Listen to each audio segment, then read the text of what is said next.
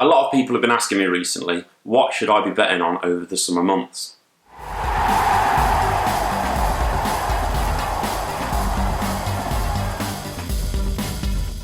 Okay, so the football season's just come to an end. We've had the Champions League final the other day, the FA Cup final as well, and it pretty much means that the mainstream European leagues have come to an end. Now, this does mean there's a bit of a lull in the bookmaker promotions that are being offered. There are other leagues that run over the summer in Europe and throughout the world. I believe the MLS is running as well. In terms of actual promotions, things are going to take a bit of a hit. So you need to decide what you're going to do over the summer. Now, a lot of people will be thinking to themselves, well, I'll have a break. So I've got a bit of a story to tell you about that before I move into what you should be betting on. The first year where I was match betting, I think I started in around October, November time, maybe a little earlier. So, there's a good amount of months there of betting before the end of the season. 6 or 7 months, over half a year of betting.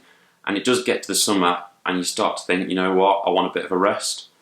If you work in a job, you're going to come home, you're going to be placing bets on your computer, or it might be stressful even doing it whilst you're at work, sneaking it on your phone or on the computer as well. And yeah, you're going to probably be thinking you want a little bit of a rest. But you really need to try and avoid doing this. Even if you slow down a little bit because there's not the football to bet on, you need to try and keep that profit ticking over, and even just the routine of placing bets every now and again. When I decided to take a break in my first year, after the first few months, I ended up spending a large majority of my bankroll. And it's not just the fact that you're spending your bankroll, but you're not earning it as well. So it's like, I could have earned, 5 or 6 grand profit over a space of 2 or 3 months. But instead of doing that, I spent 5 or 6 grand.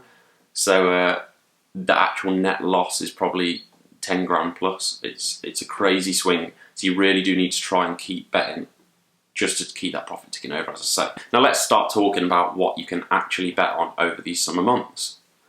Tennis is where I'll be putting the majority of my time, to be honest. There's a lot of tennis offers that bookmakers offer. There's the French Open and a large variety of other tournaments as well. You've got your real top tier players, but below that there is still a really good standard of tennis, and there is often promotions run on the tennis tournaments, cashback offers, fifth set offers, and even just loyalty bonuses, or to try and get yourself upgraded into a higher standard of your account, like VIP. Tennis, surprisingly, in the UK at least, is actually the second most bet on in-play sport after football. So it does show how big the sport is, and it's really not going to look that bad on your accounts. You are going to have to make sure that your bookmakers that you're choosing to bet on line up with the exchange, because the exchanges have rules when players retire, and the bookmakers have rules when players retire, and sometimes these can differ. They differ between bookmakers. The majority of them do align, but you need to make sure that if they don't align, you need to be dutching your bets with other bookmakers. That's something that I'm not going to talk about in this video, but yeah, that's something you need to consider. As well as tennis, you've also got other big sports like golf. Golf's a really good one because you can do each way places, or the extra places with each way bets on this sport. And it means that if you are wanting to take a bit of a break, you can just place a few bets, although you're very rarely going to hit the extra place in golf because there's so many people in the field. It does mean you can take a bit of a step back because the tournaments last for 4 days. So you can place the bets at the start. They're going to tie up quite a bit of your bank, especially if you've got a smaller bankroll. And then you can just let it play out over the next few days. If you win, then you've hit a really good win. To be honest, you can quite often hit 3 or 4 figure wins on the golf extra places, depending on your stakes. And if you don't win, you're only going to lose a few pence. And if you weren't going to be placing bets in that time period anyway, because you did want a break, you've not really lost anything. You've probably lost a couple of pounds in qualifying losses. As well as golf, you've obviously got horse racing. Now, a lot of you will be aware that horse racing, you need to be a bit careful because of gubbed accounts. So you can do the extra places on these gubbed accounts. If you've already been restricted, you can place your horse racing bets on there and try and hit extra places.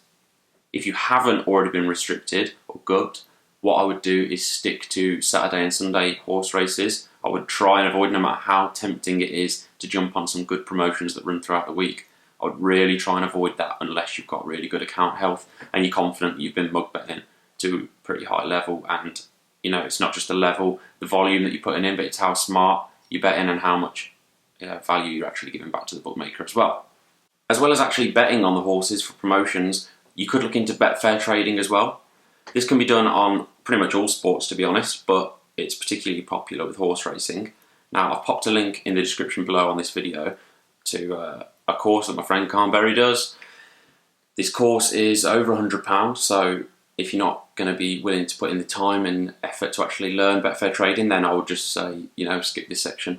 It's not going to appeal to you, but if you do want to learn something new over these summer months, and it is something that's not going to get you restricted because you place all of your bets on the exchange, then that might be something you want to consider as well. It's not risk-free, so yeah, you're going to have to put in the time and effort, but it can be really rewarding, especially as you can't get restricted.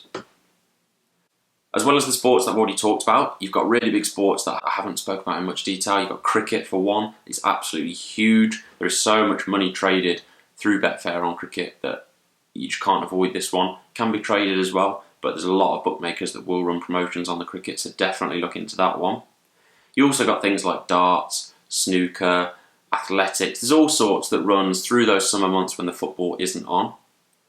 Depending on what year you're watching this in, I've recorded this in 2017, but in the future, if you come across this video, there could be World Cup, the Euros, the Olympics, Commonwealth Games. There could be a lot of things that actually run through these summer months. So you need to be aware of the sports that's going on, and it's really important that you do keep your accounts ticking over. Even if you're placing just 1 or 2 bets a week, you do want to try and keep them in good health. You don't just want to make it obvious that you're only around for promotions that they're running.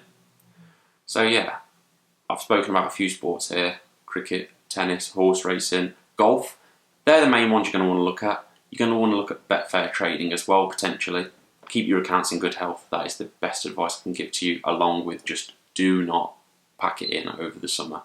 Do whatever you can to keep your bankroll slowly increasing. Even if you're only doing £50 or £100 a week, you're going to want to grow it continually. Do not stop. Don't give in. Don't take a break. Don't start spending all of your bankroll like I did in that first year.